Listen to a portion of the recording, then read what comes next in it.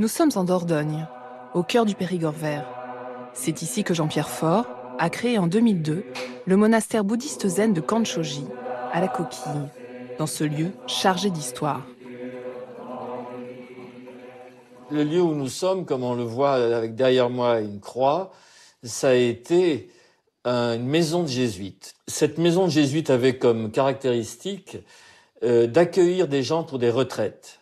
Effectivement, le fondateur Saint Ignace de Loyola avait mis comme pratique religieuse la méditation. Et quand j'ai vu un jour venir ici le dernier des jésuites me saluer, qui venait de Sarlat, et il m'a dit qu'il était très content de voir que ce lieu avait repris sa vocation spirituelle. Je crois qu'il y a beaucoup de monde qui est passé dans ce lieu, je dirais un lieu où souffle l'esprit. Vu sa configuration, on est quand même un peu sur un piton, et il y a quelque chose où on se sent bien à Kanchoji.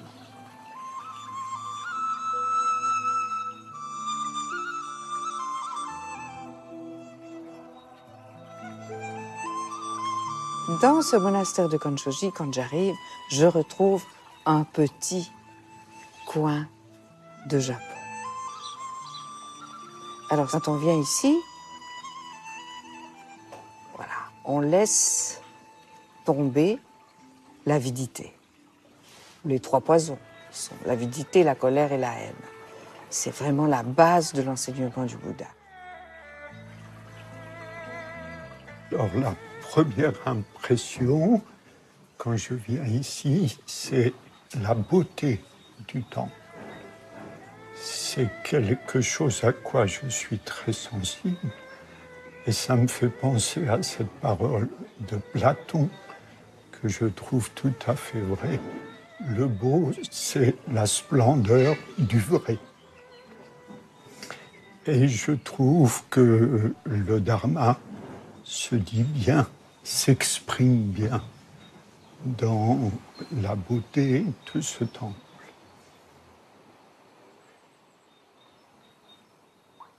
Tous les maîtres zen ils ont célébré la beauté à leur façon, c'est-à-dire que ce soit un poème, hein, quand Basso il nous dit « plouf, la grenouille dans les temps », il nous fait entendre ce silence.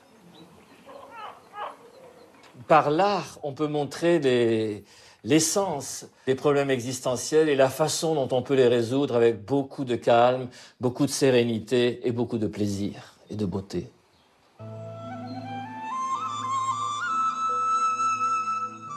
Les personnes qui m'avaient suivi à la Gendronnière m'ont demandé « est-ce qu'on ne pourrait pas reconduire cette expérience ?» Alors on a cherché. Et un jour, on a vu cette annonce qu'à la Coquille, il y avait un ancien monastère jésuite qui était à prendre. On l'a visité, un jour de pluie, on s'est approché du lac qui est juste en dessous, on se croyait en Amazonie. Pas un bruit, juste le bruit de l'eau, les feuilles qui dégoulinaient, on s'est dit, c'est là qu'il faut faire un monastère.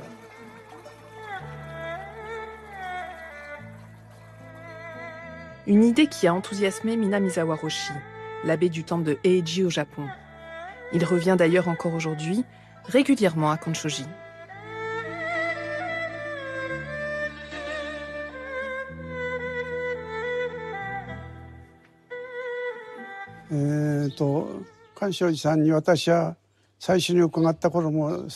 Cela fait déjà un moment que je viens ici à Kanchoji. Et dès la toute première fois, j'ai été impressionné par la beauté du lieu. Avec le temps, l'abbé a continué à développer le monastère. Et je pense que c'est en train de devenir un lieu de recueillement et de pratique, un dojo extraordinaire. On parle dans le bouddhisme de production interdépendante. Je pense que c'est quelque chose que l'on peut très bien observer ici, car c'est un endroit en pleine nature. Il y a un poème chinois qui dit que les montagnes, les rivières, la faune, le bruit de l'eau sont eux-mêmes l'apparence et la voix du Bouddha Shakyamuni.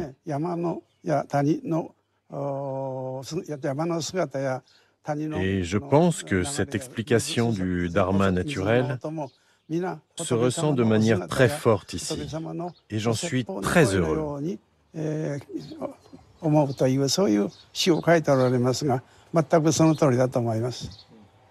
Lors du 750e anniversaire de la mort de Maître Dogen, qui avait lieu donc au temple fondé par Maître Deshimaru, j'ai eu une rencontre avec Minamizawa Roshi, qui était venu pour l'occasion. Et cette rencontre a fait que tout doucement, je suis devenu son disciple, je suis allé au Japon. Et à un moment, ayant reçu la transmission, il m'a laissé entendre que si j'avais reçu la transmission, c'était pour transmettre.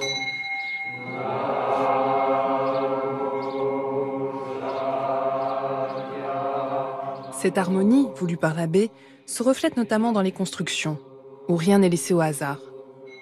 On est une école du Zen Soto qui vient du Japon. Et le Japon, les bâtiments ont une grande importance, à la fois sur le plan esthétique et pratique. Donc on s'est empressé très rapidement de construire des choses qui sont pratiques et esthétiques, comme les coursives, qui sont des couloirs qui sont couverts et qui permettent de relier tous les bâtiments les uns avec les autres.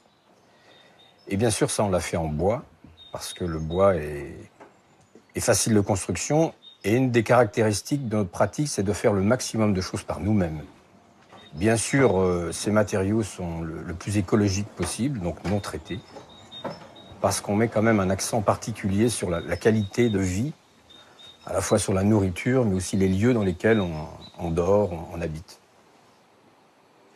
Et ce qui est intéressant, c'est qu'à la fin, les monastères, quels qu'ils soient dans le monde, qu'ils soient bouddhistes ou chrétiens, ont une architecture qui se ressemble. Il y a donc ces fameux couloirs, ces coursives qui se rejoignent les unes les autres. Et à la fin, ça fait comme une espèce de circulation d'énergie, ça fait comme un tout qui se tient. Bien sûr, on s'est inspiré de ça et on continue à réfléchir dans ce sens pour qu'il y ait vraiment quelque chose qui est une unité.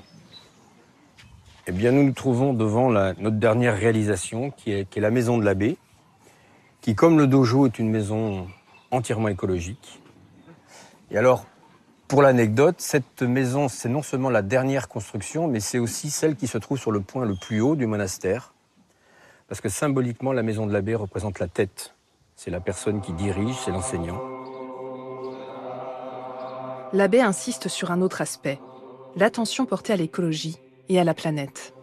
Alors c'est vrai que par le lien avec le Japon, au niveau des arbres ornementaux, on a mis beaucoup d'érables japonais. Les feuilles sont très fines, très jolies, il y a différentes couleurs. Et là, c'est une vue du haut, des 6 terrasses. J'ai cette fibre du travail de la terre. Pour moi, ça n'a pas été difficile de proposer de créer un potager biologique pour nourrir les moines de Kanshoji. Donc là, on a des fleurs. Il faut savoir que l'été, on a besoin de beaucoup de fleurs à couper pour faire des bouquets pour le hâteau, pour les différents lieux de pratique. Mais en même temps, ça donne vie à toute une foule d'insectes.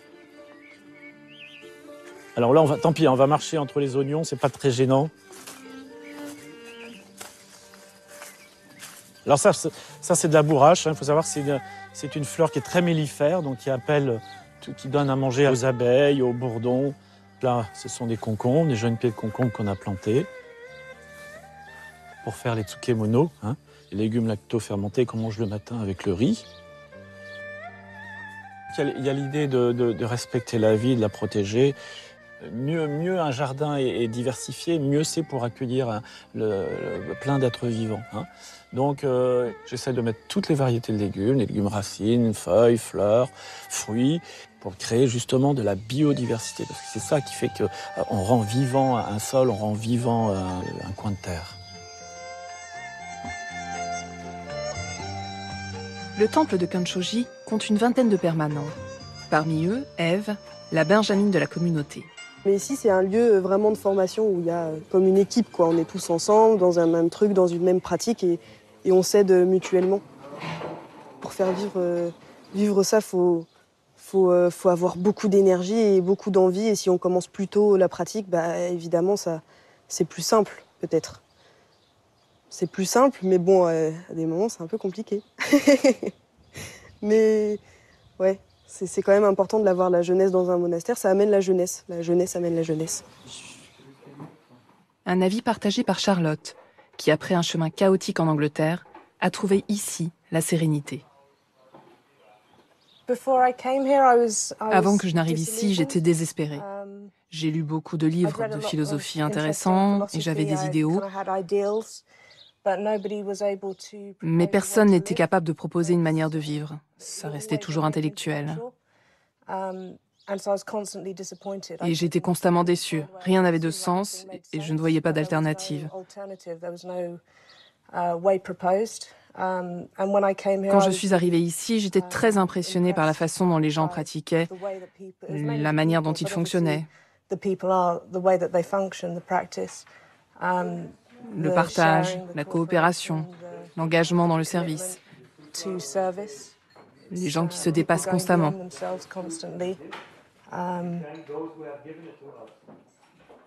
La pratique a sauvé ma vie, sans aucun doute. Marie-Louise, une jeune Américaine, vient-elle spécialement de New York pour participer à la vie de la communauté. Et ici, je crois que c'est l'enseignement de Jean-Pierre Faure et aussi Yasho et tous les anciens ici qui vraiment touchent le cœur à chaque fois. Avec eux, je sens vraiment l'urgence de pratiquer et de rester dans la pratique et pourquoi c'est important pour leur existence, vraiment.